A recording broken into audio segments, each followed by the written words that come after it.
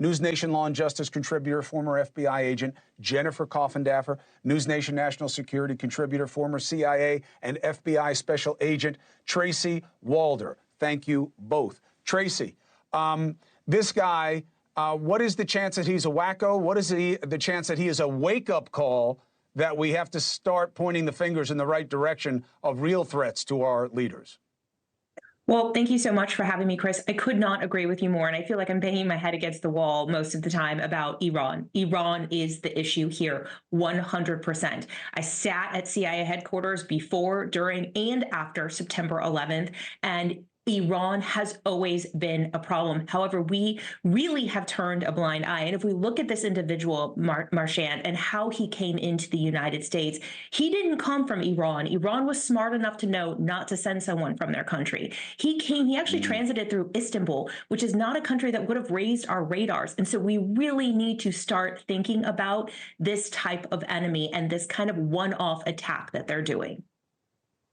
I know that we've gotten so good on the intelligence side, Jennifer, but it does feel like we get lucky almost every time that we catch one of these guys, where like the person he went to decided to go to law enforcement. It just seems so easy to get in here and do bad things.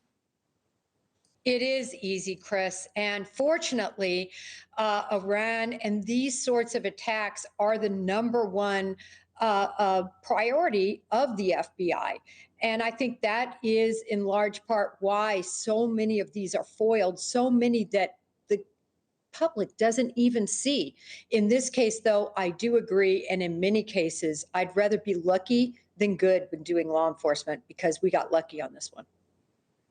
Fair point. But Tracy, aren't you a little surprised that nobody's hit us in any kind of real way, especially with what's going on in the Middle East now, right? It had calmed down because we left the region, right? So we weren't messing with the Taliban and Al-Qaeda and every other acronym you want to come up with in their control of their local populations. But now that you know you've got the head of the snake looking at you, isn't it just a matter of time? I've actually said that before and have gotten a lot of heat for that. I do think it's a matter of time, and I am surprised that no one, I think people have tried to hit us. I don't think anyone has successfully hit us, and I completely agree with Jennifer in that we got very, very lucky in this case. What's surprising to me, and I think part of why maybe it hasn't been successful, which is a good thing, if we think about the lead up to 9/11 and the deterioration of communication between the FBI and the CIA, the 9/11 Commission did a lot to fix that, a lot of good to fix that. And part of me wonders if that is helping in terms of thwarting some of these attacks, because when I looked at the indictment, a lot of their operational security has not changed since the pre-9/11 days.